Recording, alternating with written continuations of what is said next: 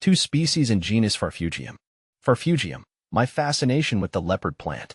My name is Farfugium, and I'm something of a plant enthusiast. While my garden boasts a variety of species, I hold a special fondness for the genus Farfugium. These bold, architectural plants, with their large, round leaves and sunny disposition, bring a touch of the exotic to any space. They're tough, resilient, and surprisingly versatile, thriving in conditions that would make other plants wilt. Perhaps you know Farfugium by its more common name, the leopard plant. This moniker, of course, comes from the distinctive spotting patterns that adorn the leaves of some cultivars. These spots, ranging in color from gold to cream, give the plant a unique, almost animalistic quality. But even the unspotted varieties possess a captivating charm, their leaves a vibrant, glossy green that seems to catch the light. A closer look at Farfugium. Farfugium is a genus of flowering plants belonging to the Asteraceae family, the same family that includes daisies and sunflowers.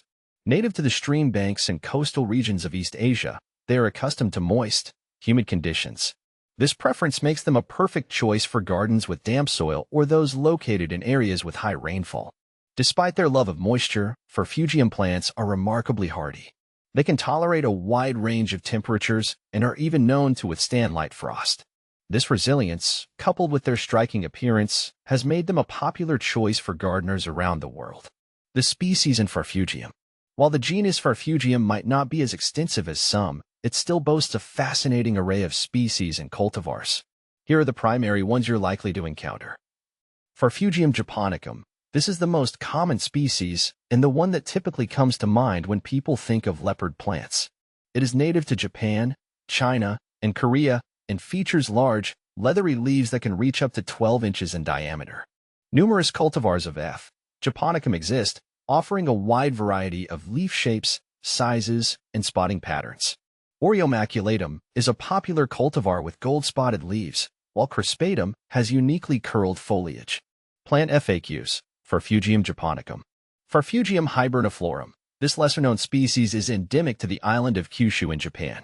It is distinguished by its smaller leaves and its tendency to flower in winter, hence the name hiberniflorum, meaning winter flowering. Why I admire Farfugium. My admiration for Farfugium stems not only from its aesthetic appeal but also from its resilience and adaptability. These plants are survivors, capable of thriving in challenging conditions.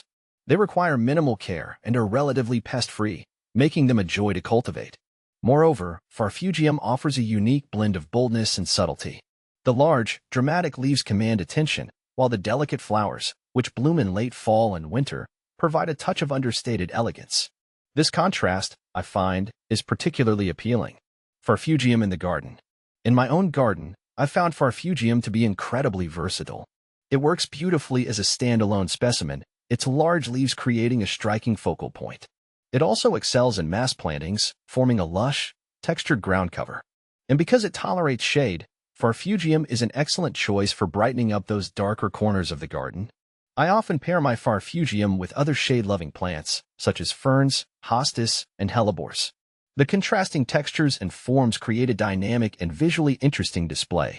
I've also found that Farfugium works well in container gardens, bringing a touch of the exotic to patios and balconies. A plant for everyone. Whether you're a seasoned gardener or just starting out, I highly recommend giving Farfugium a try. These remarkable plants are easy to grow, require little maintenance, and offer year-round interest.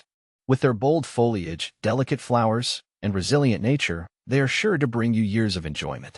And who knows, you might just find yourself as captivated by these leopard plants as I am.